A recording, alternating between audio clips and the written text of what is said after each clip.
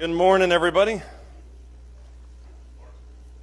We are, as you can tell behind me, we're going to talk about digital evangelism today. This is all the different techniques in the toolbox or tools around evangelism, what we can do to kind of spread the gospel. And this one is an area that, if you know anything about me, you know that I'm extremely passionate about. I love the idea of digital evangelism. I love the advent of the internet and what it can do in terms of bringing people the gospel. There's a lot of things that we could talk about. We're not going to talk about some of that stuff today because we just don't have time and that's not really the place for it. What we're going to try to do this morning when we talk about digital evangelism is how everybody can kind of use the internet in such a way as to bring the gospel to the people. We are not going to discuss whether or not you should fight with people on Facebook. I think you understand the answer to that question. So that's not going to be the topic of the conversation this morning, but we are going to hopefully cover some things about it as we go through it. Before we start, though, I'm going to ask Levi to lead us in a word of prayer.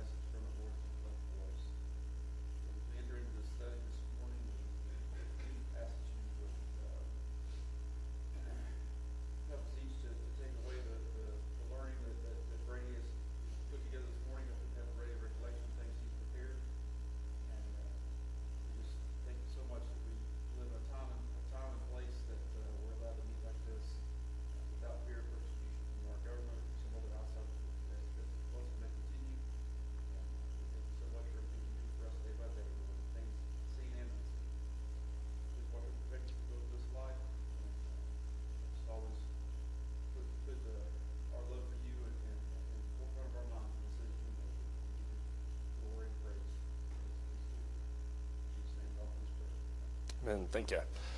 So I guess before we get into it too far, it's good to kind of define our terms. So I just want to make sure we get the major term that we're discussing this morning kind of out of the way. What is digital evangelism? How would you describe that? I've got about 30 different definitions, all of which are very many paragraphs in length. So how would you define it simply that fits on a PowerPoint?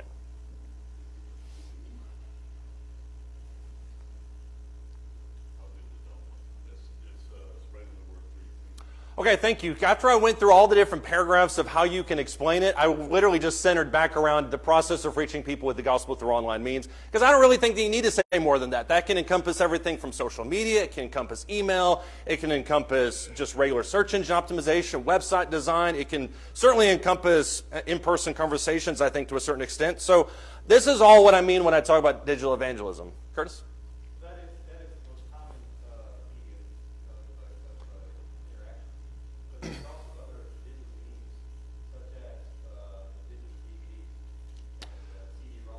That's true.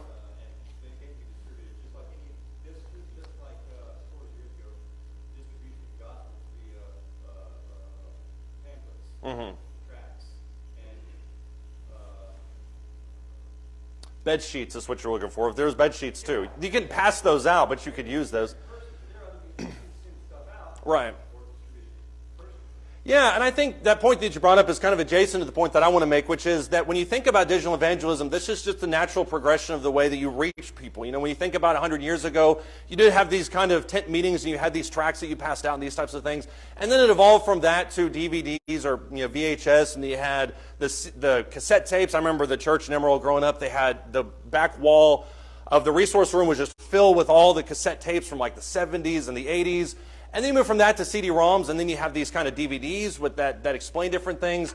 And now I think the online world kind of runs in tandem with that. I think you have it right next to it, so I think you can use all these different means.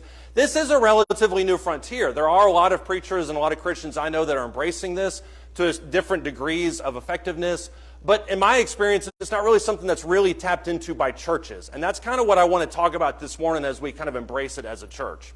I do have one big caveat on this, and this is a complaint that every time I talk about it with anybody, I always get thrown back at me. In no way, shape, or form am I anticipating digital evangelism replacing in-person evangelism. I do think that in-person evangelism is always going to be the crux of what we talk about when we talk about bringing people the gospel, but I don't think that you can ever discount digital evangelism in this whole thing. what role does digital evangelism have, or what role does digital evangelism play in bringing the gospel to other people? How can we use it effectively as kind of the overall scheme of evangelism? Right. Right. That's one of the main things, is that instead of just kind of, and I never want to minimize the individual, but when you're talking about in-person evangelism, it's limited to my conversations with this person, my conversation with this person. If you have content on a website, if you have content that's being driven through paid ads, then you can reach a much wider audience and penetrate different areas that you may not be able to reach. And so it magnifies your effect in a lot of ways.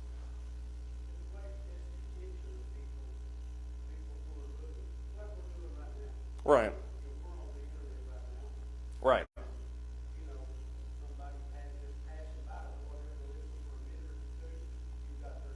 Right. Yeah, and I think that kind of factors into what we've talked about a couple of times this quarter, which is that that the evangelism that you do should not be the only evangelism that takes place. So somebody hears a little bit of a Bible class, a sermon, they hear another little sermon later, they hear another more, and the aggregate of all those things is what eventually allows that person to seek more after the gospel.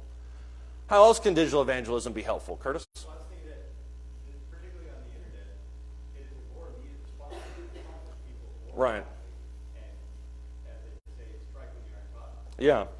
Yeah, if somebody is searching for, and this exact scenario was the thing that led me down this path several years ago, but if you're going online and you search for what do I need to do to become a Christian, you go through page after page after page of just absolute garbage until you reach anything that's even remotely biblical. And so if somebody is searching at 2 o'clock in the morning for whatever reason, they don't have to call up the church and ask. They can just go to our website and they can read it. And so you do kind of have that passive interaction that I think is really valuable. Yeah, Lee? What I want to say is really a repeat of what he's talking about up there. You and I have circles that we deal with in our daily lives. Right. There's circles out there you don't reach, but that allows you to reach those circles. Right. Of different people. Yeah, and that's kind of a little bit what Joe was talking about, kind of penetrating different areas outside of your sphere of influence. There's a preacher that I know that's using this to great effect. He worked on his website and kind of had, I think it was a digital correspondence course, which took him some time to set up, but it was actually starting to be utilized by some people that were in Nigeria. And it's not the Nigerian prince, in case you're wondering. He's still held hostage by whoever. But it was somebody from Nigeria who took the correspondence course, took the whole thing, was converted, and now he's started any number of, I think, 3 or 4 different churches in his area over the course of the last 5 or 6 years. And these people are spreading, and now he has Bible studies with several of those people every week.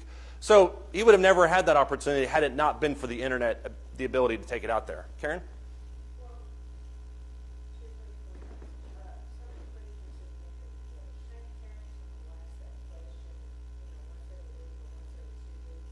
Mm-hmm. Right. He finds those questions off the internet, by the way, in case you're wondering. I'm just kidding.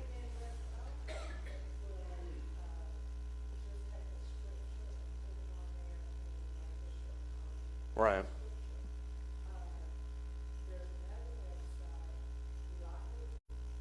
Eli's Corner? Yeah.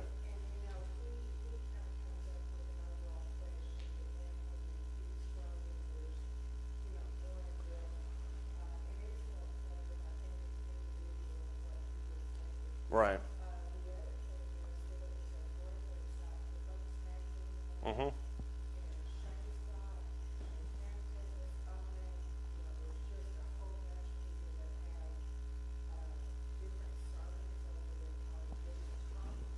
Right.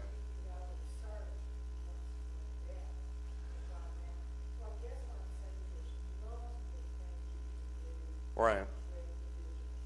Yeah, the Focus magazine especially, I'm familiar with that one. They ask all the best writers that I can think of to be a part of it. I've never been asked to be a part of it, but everybody else I can think of has been asked to be a part of that.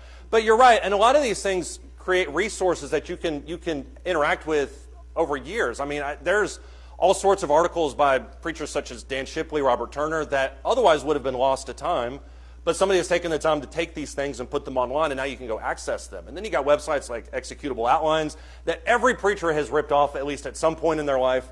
So there's all these different resources that you can pull from that you would never have access to otherwise. I think one of the best uses of digital evangelism is as a first touch mechanism. If you think about the people that we interact with, if you think about the passive ability of it, there are a whole bunch of people that will come to the website that we may never interact with in real time as a first touch moment, but they finally realize who we are, and then they eventually read some of the content, and then they eventually reach out, and then before you know it, they're at services. And so digital evangelism, in my opinion, is one of the most valuable things that we can embrace. It's something I'm very passionate about, which is probably why I seem a little jittery up here. There's just so much that I can talk about it. I want to explore a little bit more about the possibilities of this, because I think that this is a topic that really isn't discussed much. I want to rattle off some internet facts that, yes, I got from the internet, and I understand the irony of that whole thing. But when you think about the potential of something like this in the world around us, you have 600 million blogs that are online as of this moment. There's a whole bunch that are on all these different types of topics. But that is quite a bit of blogs. A lot of these are dead blogs. A lot of these are inactive. Some of these are very active. They're posting every day, if not twice a day, 3 times a day. You've got 32 million people that style themselves, at least in some capacity, as a blogger, which I know that term may just grate at your soul, but there are people that are doing quite a bit of writing. There's a lot of people that are doing that. 6 million blog posts that are published every single day, which is several orders of magnitude greater than it was a decade ago. 10 years ago, you're looking at maybe in the hundreds of thousands instead of millions. So the velocity is increasing as this medium is being embraced a little bit more. There are 4.9 billion active social media users, and this is where we're starting to get the social media aspect that all of us are very familiar with. That number is astounding because how many people are actually in the world right now? Yeah, close to 8 billion, maybe 7.5 was the last number that I saw. So you're looking at more than 50% of the world is active on social media in some format. And that doesn't just mean Facebook. That means Instagram, Reddit, TikTok, whatever you're talking about. So there's a lot of people that are embracing social media. Here's the scary part.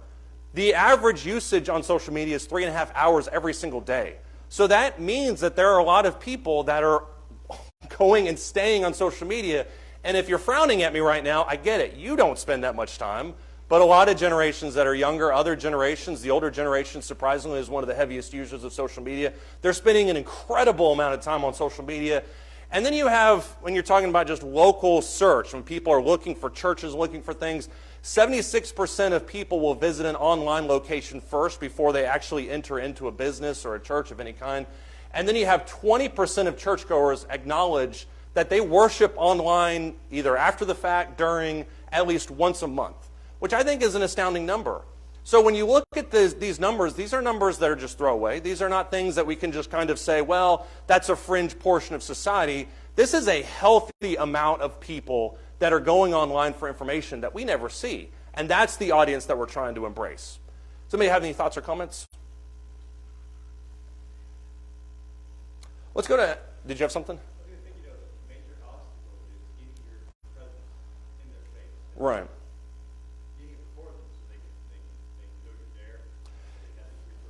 Yeah. Well, and some churches will say, well, we have the truth. There's no reason we need to put any emphasis into paid ads or anything like that because we have the truth. They should just accept that. Well, you can have the greatest business in the world, but if it's in the middle of a farm field, nobody's going to know you exist. So you have to have some kind of efforts to push out, which is why of all the things that Jesus says in the Great Commission, the very first thing he says is go, get out there, go into the world. Look in Acts the 17th chapter. I think this is a really important section when we talk about digital evangelism just at all, because in a lot of ways it mirrors what you see in the first century. When you look in Acts chapter 17, this is just one of a number of examples that we could pull out of Acts that kind of encompass what we're talking about.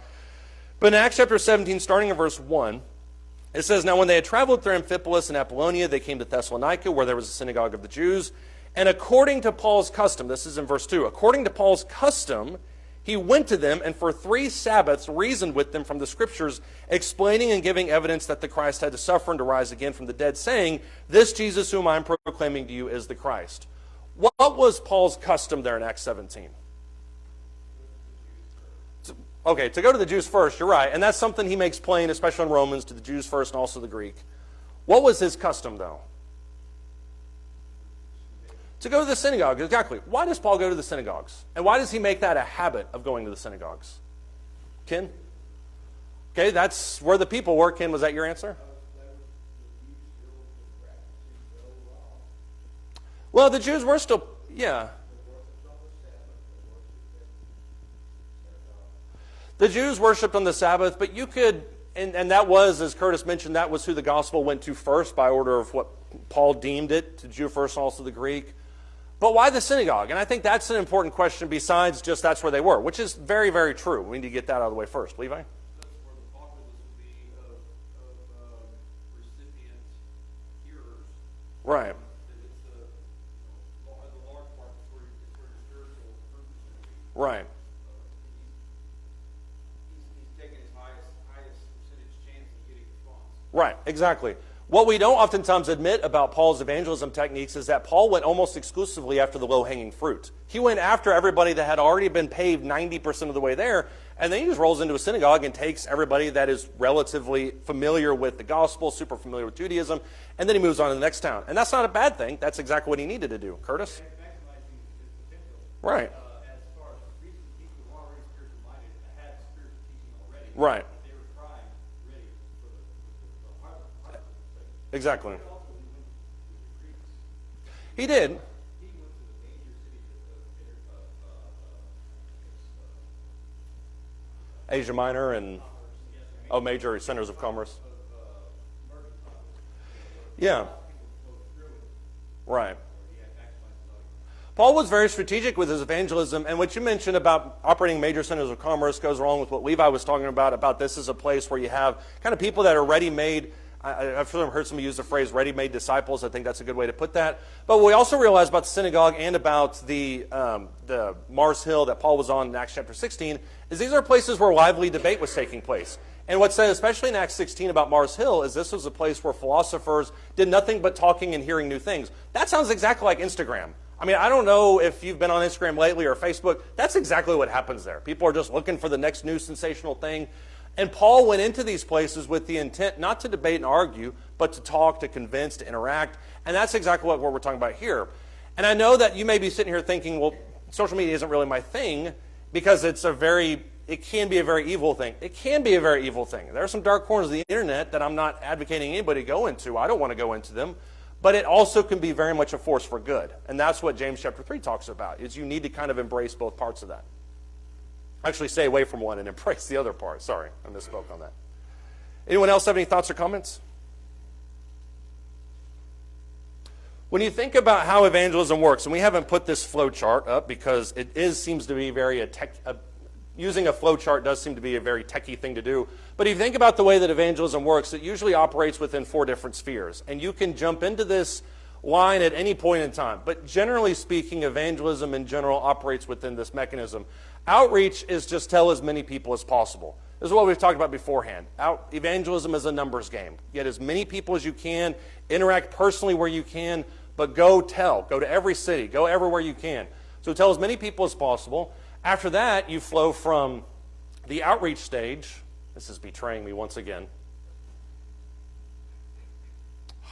Come on. I hate it when this thing makes me look silly. I don't need any more help with that. Thank you. I don't know what Ray said, but I'm sure it was hurtful. So the outreach stage is what you have at first. Then you have the engage stage, which is that's where you study with those who have shown interest. So if you have a website, if you have a social media page, whatever it is, then people that enact some kind of interest back to you. Okay, this is interesting. Why would you say that? I hate your guts. Anything along those lines, you can start to engage with that because at least you've gotten some kind of response. After that, you move to the decision stage, which is where you encourage the person to take action. This is arguably the most confrontational stage because it's the one where you're trying to get people to move off of center. So that's the decision stage. And then you move right back into this growth stage because as we all know, baptism isn't a final end product. It's something that you have to continue to develop over time. So after this, you just kind of go back into this outreach stage. So the general mechanism for evangelism flows through this chart. And if you think about the way the internet can exist within this, I think it's very telling. For instance, how can you use the internet to tell as many people as possible? This is the crowdsourcing aspect of class. How can you use the internet to tell as many people as possible? Some of which we've hit on.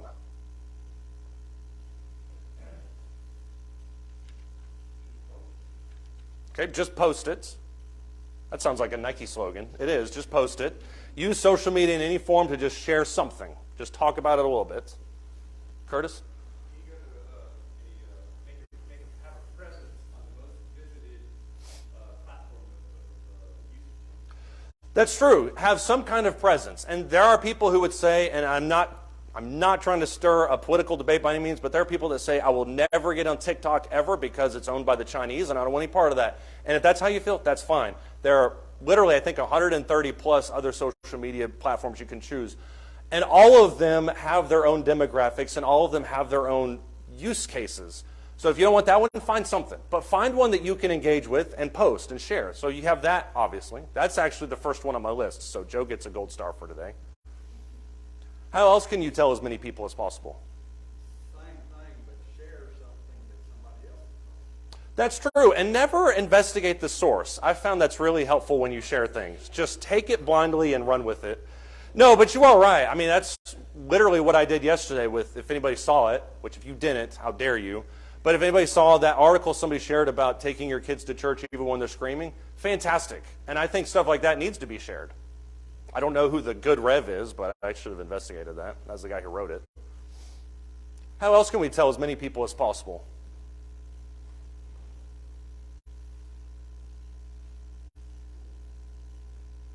However you think it's taking, however long it's taking you to think of this, just know it took me 10 times as long. So,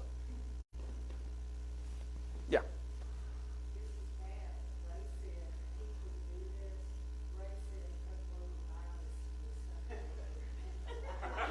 That's one way to do it.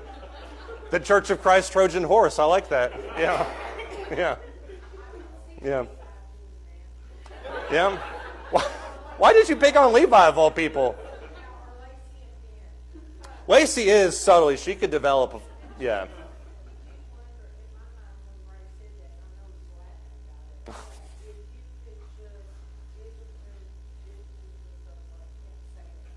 It's pronounced digitally. Yeah.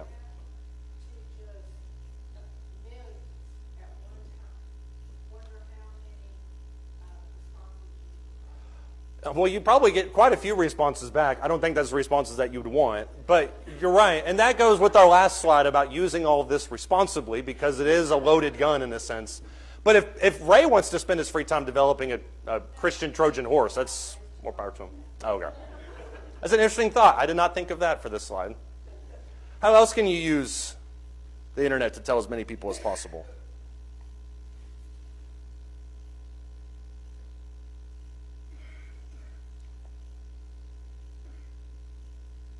Yeah, Lee. Go ahead, Lee.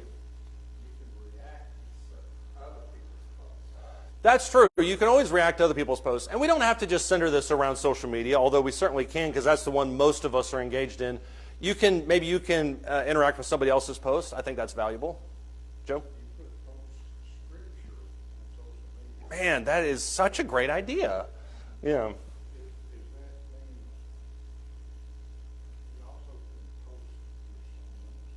That's true, yeah.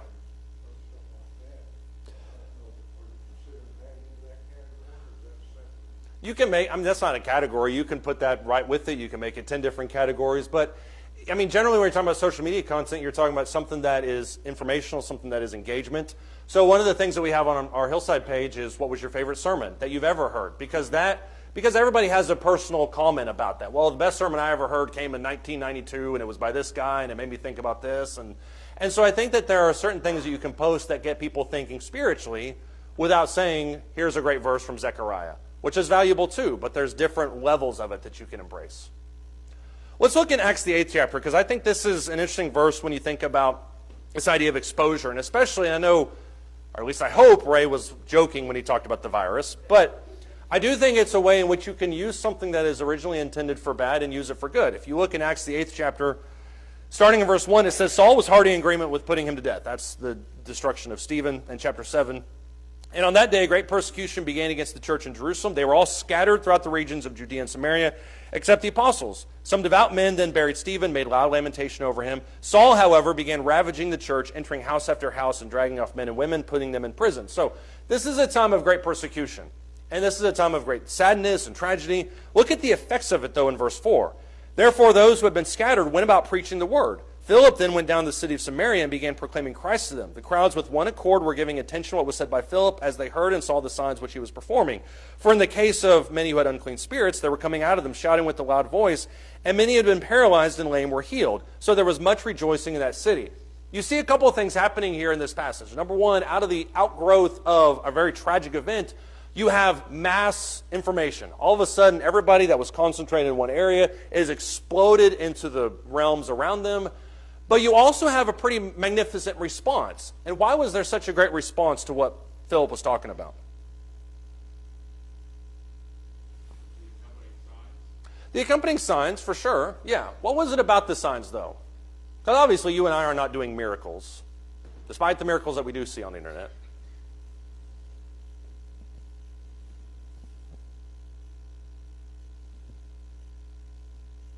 I think the effect of these miracles is what's noteworthy.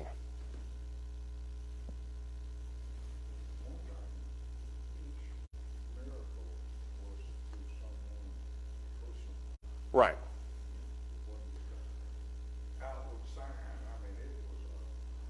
Right. I mean, if I want to lie to the entire world about a condition I have, that's one thing. But if I'm being in this age possessed by a demon and Philip comes over and heals it out of me, I know to my core what happened, despite what anybody else may think.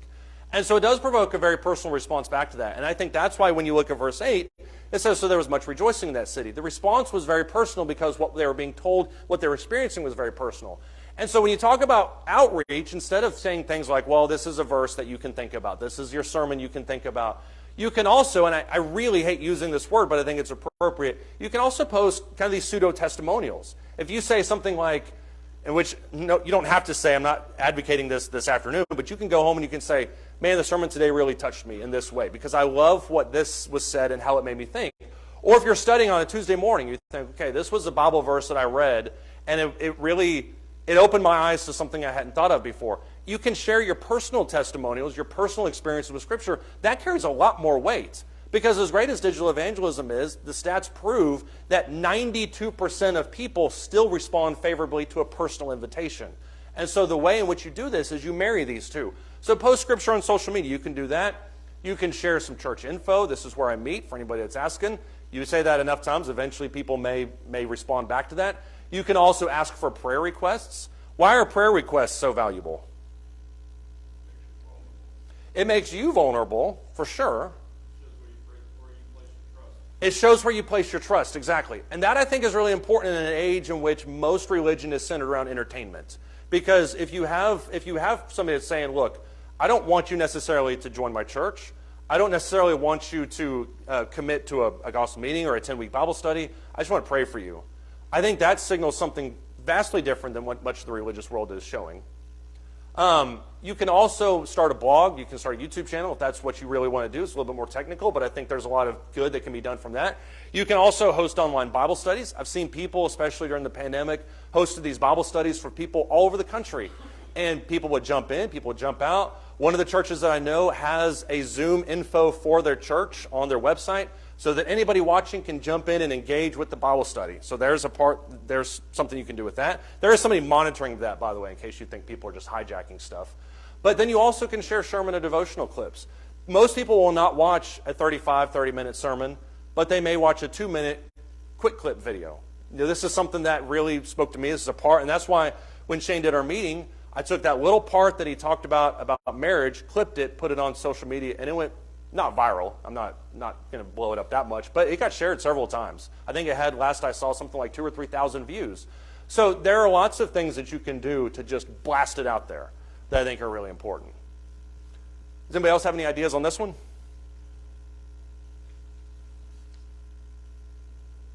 Okay, the next, go ahead, Curtis. That's twice you've caught me right when I was about to transition. Go ahead. There are things we need to be aware of, too, regarding the culture around the internet, that there's those who create problems just for the purpose of creating problems. Create arguments, create mistakes in the mark. Those mistakes in the mark that are designed to keep people riled up. Oh, yeah. I think back to Matthew chapter 6, chapter 7, where Jesus says, don't throw the pearls before the dogs. Right. Right. It requires, I mean, but this is something we probably all engage with on a daily basis about anything. If I'm in a, which I'm not, I actually am. If I'm in a lawn care group, I can't believe I just admitted that. You got people arguing about different things. Some people, you're right, just want to stir the pot. And just, man, you know who those people are. You know not to engage with them. But that is true because not only is that bring you down, but it also is just a complete waste of time. And it can also kill your enthusiasm for doing anything like that. So all those things I think need to go in with that too. Yeah, Ken?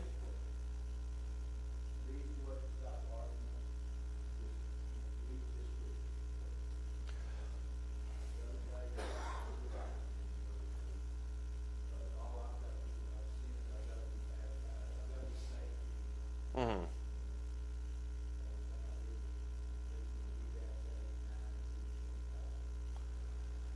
You are right. I think in an online. You are right, but I think that also two things. Number one is in an online forum where people can read it and then have time to respond. It doesn't always have the same effect as if you're reading it in person. But number two, it kind of is counterproductive to the idea of a healthy discussion. And that's where I think questions come in handy. If somebody makes a statement about something, just ask them about it. But the whole key of not being confrontational, I think, is a big part of that. Okay, well, I think questions can also shut down trolls too.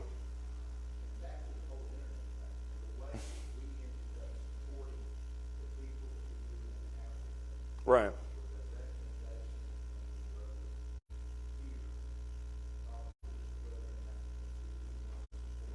Right.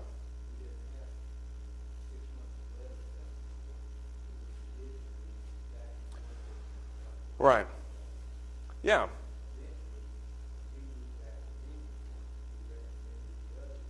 Right.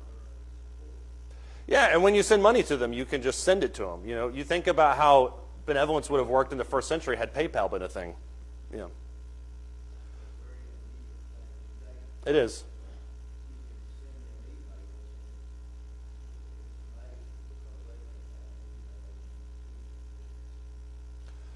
Yeah. Yeah, I mean, internet access is getting more available. I mean, you've got people that are advocating for satellite internet. That's one of the big initiatives with a lot of tech companies. But in the past, you used to have these internet cafes that were in every small town, a bunch of computers from the 90s that are hooked up to the internet. So it is getting more proficient. People are getting more proficient, and it's getting more common, especially in the rural areas. Let's look at the engage section of it. What are we looking to do at the engage level of evangelism? And don't say study with those who show interest, because it's already up there. How can we engage with people online? That's an open-ended question if I've ever heard one. What's that? Okay, so you can invite them to a personal study. I'm trying to think about how to keep it online. But you're right, you can certainly invite them to a personal study.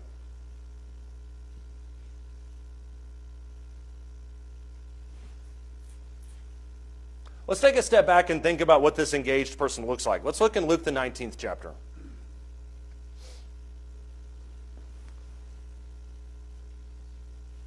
Keep in mind, when you're talking about engagement, you're not necessarily looking for decisions, because I think that's an important delineation to make.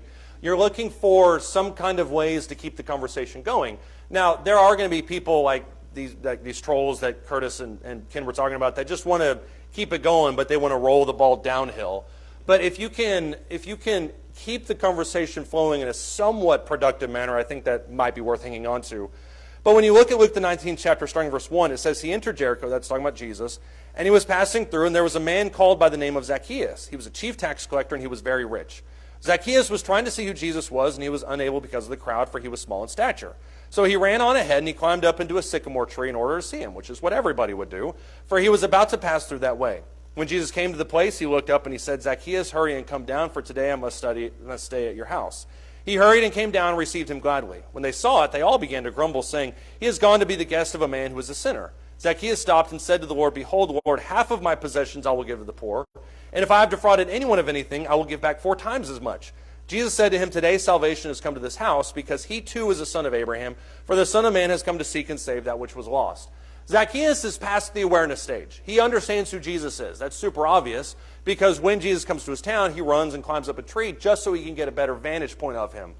But how else would you describe Zacchaeus' enthusiasm for the gospel?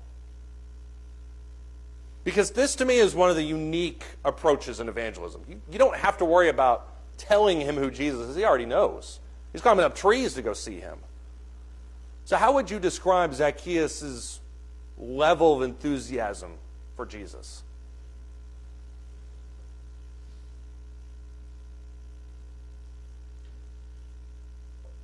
What does he do that signals his enthusiasm?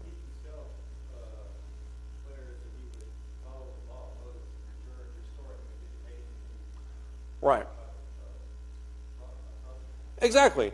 Jesus barely says anything. Jesus walks into a town, barely says anything, and Zacchaeus is willing to right the wrongs up to 10 times as much. I mean, that's a level of enthusiasm you almost never see from people among any walk of life. How does Jesus respond back to that? Jesus doesn't say, that's not necessary, don't worry about that. He doesn't correct him. Salvation has come to this house, but he also says that he's going to stay with him, which I think is really important. So Jesus' obvious genius, and there's no question about that in any way, but Jesus' obvious genius in this passage is that he recognized that Zacchaeus was humble, that he was already interested in the gospel, that he was willing to climb up trees and give up half his wealth in order to interact with Jesus. Jesus takes that level of enthusiasm and moves it to the next stage. Now I'm staying at your house, which when Jesus stayed at somebody's house, he almost always taught. If you think about Mary and Martha, when you think about the publican, we think about the moments where Jesus was in people's houses, he's almost always teaching more and more. And so the point of this engage statement is to take somebody who's at this level digitally, somebody who maybe has emailed the church, maybe somebody who's responding to comments on social media, maybe somebody who has left a review on our Google profile, which we did have one guy that I tried to correspond with and it didn't go anywhere. But you take somebody that's engaged digitally in some way and you move them to the next stage. How do you do that? You can obviously, as we've talked about, you can respond to comments and posts. You can pray with somebody. We mentioned that a little bit last week. You can set up an online Bible study, which I think is a little bit of what Lee was talking about. You can invite them to services. You can share some Bible podcasts. You can direct to online resources. All of this gears around giving them more information. But it can't just be about giving them more information. What do you also have to do? You can't just say, here's a 30-page white paper on baptism. What do you have to do? You have to discuss it with them. This is where Acts 8, and I didn't want to use Philip twice, that's why I didn't use it. But that's where Philip is so handy in that one, because when he runs up to the Ethiopian eunuch, what does he say to him? Do you understand what you're reading? This is somebody who's already engaged. This is somebody who is interested. I'm going to now walk with you through this text, and I'm going to study it with you. And that's, I think, what Ken was talking about. Just read the Bible. Just read the Scripture. We'll discuss this honestly and humbly. And it's not always as easy as said, and it's not always easier done as it is said, but I think it is valuable. Let's move to the decision stage of this part. We want to encourage people to take action. Obviously, you want them to do something. Let's look at Mark, the 9th chapter. Jesus very rarely gets angry in Scripture. He does. I'm not saying it doesn't happen, because it does happen. And I think when Jesus gets angry, it's worth taking a step back and thinking, okay, this is God in the flesh. Why is he upset? Look at Mark, the 9th chapter, starting verse 14. It says, when they came back, the disciples, they saw a large crowd around them and some scribes arguing with them. And immediately when the entire crowd saw him, they were amazed and began running up to greet him. And he asked them, saying, what are you discussing with them? And one of the crowd answered him, saying, Teacher, I brought you my son, possessed with a spirit which makes him mute. And whenever it seizes him, it slams him to the ground, and he foams at the mouth. He grinds his teeth, stiffens out. I told your disciples to cast out. They couldn't do it. So this is a person that's already moved past the awareness. He's already past engagement. He's very much engaged. Verse 19, Jesus responds and says, O unbelieving generation, how long shall I be with you? How long shall I put up with you? Bring him to me. They then brought the boy to him. When he saw him, immediately the spirit threw him into a convulsion. Falling ground, he began rolling around, foaming at the mouth. We don't need to read anymore. He heals the boy. Why is Jesus angry at what's taking place? Because keep in mind, he's not angry at the boy. I think we need to clarify that. He's angry at maybe the apostles a little bit. He's angry with the crowds mostly, though. Why is he angry with the crowds?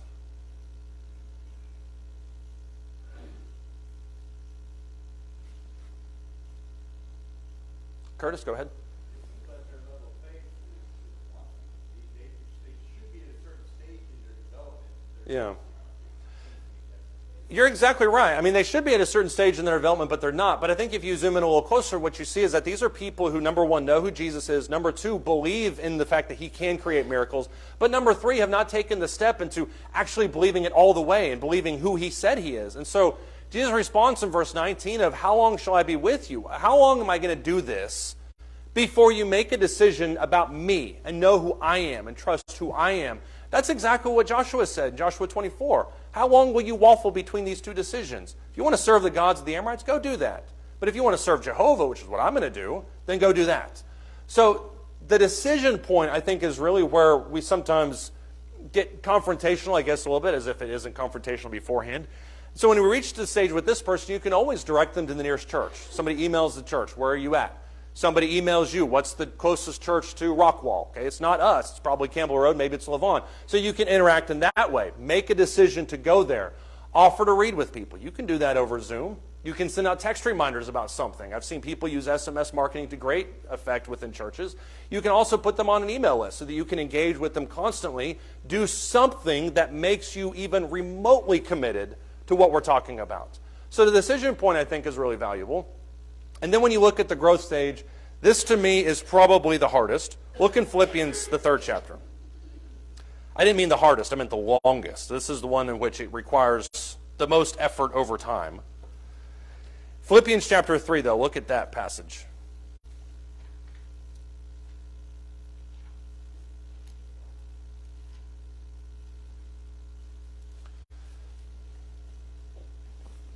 Philippians chapter 3, starting in verse 7. Paul says, whatever things were gained to me, these things I've counted as loss for the sake of Christ. More than that, I count all things to be lost in view of the surpassing value of knowing Christ Jesus my Lord, for whom I've suffered the loss of all things and count them but rubbish so that I may gain Christ. That Greek word for rubbish, by the way, is much, much, much harsher than just garbage. I won't go into that right now, but it means a lot more than just rubbish. And may be found in him, not having a righteousness of my own derived from the law, but that which is through faith in Christ. The righteousness which comes from God on the basis of faith, that I may know him, verse 10, and the power of his resurrection, the fellowship of his sufferings, being conformed to his death, in order that I may attain to the resurrection from the dead. What I think is phenomenal about Paul's situation here is he does not describe his salvation as a one-and-done thing. He describes his salvation as an ongoing process. And that's exactly what any Christian will tell you. If I did a poll right here, that's exactly where you're at, which is that salvation is not something that you just, boom, I'm baptized, once saved, always saved. You have to continue to walk with God. You have to stay obedient. You have to do those things. And so how can we do that when it comes to helping Christians and people that already have made that decision? You can direct them to more online worships or resources. You can do in-person worship. Daily audio Bible, I've seen there are hundreds of podcasts and apps that you can use for that. Zoom Bible studies, digital books, online courses. It's about overloading with material, but walking with them through the material. So I think all those things are really important. Now, Curtis brought up the trolls, or maybe it was Ken that brought up the trolls. I can't remember. They probably worked in tandem right there. But there are several things that we need to remember when we engage with people online. Number one, we need to be as comfortably personal as possible. Why is being personal so important when it comes to online evangelism?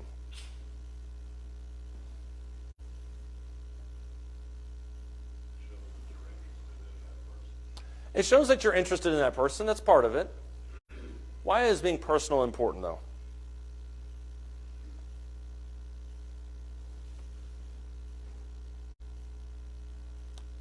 What is online interaction like normally? I'm friends with most of you on Facebook. Come on, we've had this relationship on Facebook. What is online evangelism interactions like normally? Yes, the visitor in the back.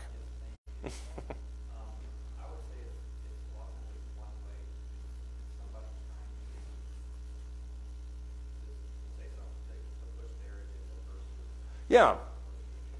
It's very shouting at people. I don't care what you have to say because I can respond, I can not, I can hide you, I can block you, I can do whatever I want to, so I'm just going to shout at you until you hear me. I think that's a part of it. Curtis, did you have something? I was thinking that you don't know who's on the other end. You don't know if they're playing the game or if they're... That's true.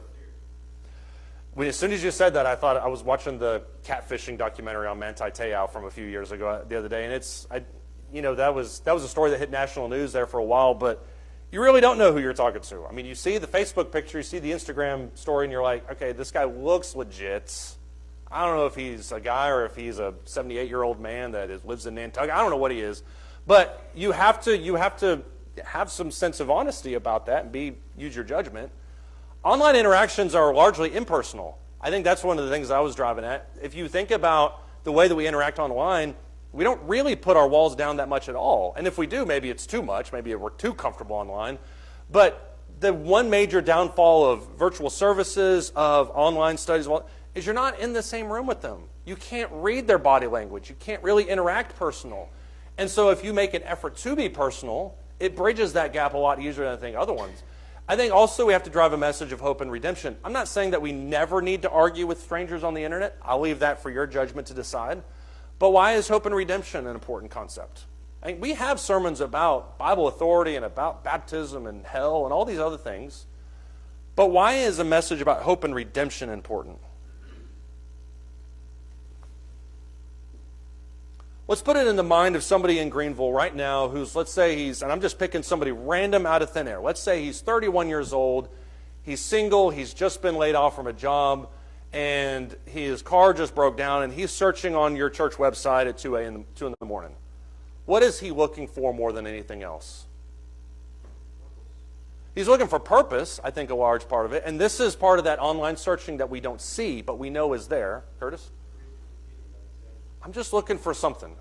And I think sometimes when we talk to people on the internet, we need to have doctrinal conversations. What people are looking for is some kind of hope and redemption. If you think about the flashpoints when Paul's conversations with people disintegrated, it was when he started talking about the resurrection. Because that made up the apex of his sermons in a lot of ways. And so when we talk to people and we share these things, it doesn't need to always be divisive. It doesn't always need to be, you believe in this or you're going to hell or anything like that. It has to be hope and redemption driven, at least at its core, and then everything else falls alongside that. You also have to be able to share the downs. That's one of the things we don't do. Social media has long been said as a highlight reel of your life. Be willing to share some of the downs too, because I think that makes you much more approachable. Your online persona is powerful. What do I mean by online persona?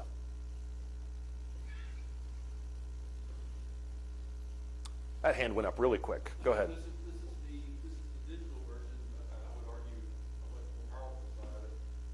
And it's always tell people, it's always tell people as a Christian, you don't want to be found to be a hypocrite. You don't in our kind of distance, digital and physical. Right? So our physical lives, you don't want to be here in the building working with the saints every Sunday morning, but let's not talk about where you were Friday night. Right. Right, in bars or whatever. And so the digital one is much easier to stain your reputation. Right. Because you have a lot of control, you have a lot less control Right. over what's on there. And maybe you end up as a periphery in a photo of like in a place where you didn't think people were taking pictures or whatever. Right. And then ends up online, your name gets tagged on it, and boom, your 800 friends now can see that photo. And so the whole point is it's the anti-hypocritical aspect of it. For people to respect you from your position of trying to outreach for the purpose of the gospel. Right. It's got to be a clear message. You can't have water. You have to make sure that you're consistent, and I don't mean manufacturing that consistency. I mean actually be consistent, because if there's a reason why employers scrub social media profiles to see what kind of person you are. Because if you have a picture of yourself throwing up because you're so hammered, and the next morning you're sharing a GoFundMe for a little girl that has brain cancer, those things don't always jive together, because this is a very different version of you than what I see in the other one. And then the same thing, if you have cuss words and then the next post has come to our gospel meeting, those things don't jive with each other. So your online persona is powerful. I think also one of the things to remember is everyone sees everything. There are tools and there are apps and there are software that you can see that you can do an in-depth investigation on every part of your life if they want to. Most people do not do this because it requires a lot of work and a lot of money. But if somebody's incentivized enough, they can see just about anything you've ever posted online. And that goes back with that same idea of making sure that when you're a Christian, you're not just a Christian on Sunday, you're not just a Christian at work, you're a Christian everywhere. So I think that's a big part of it too. All right, next week we'll pick up with something much more traditional as we talk about evangelism. Thank you, everybody.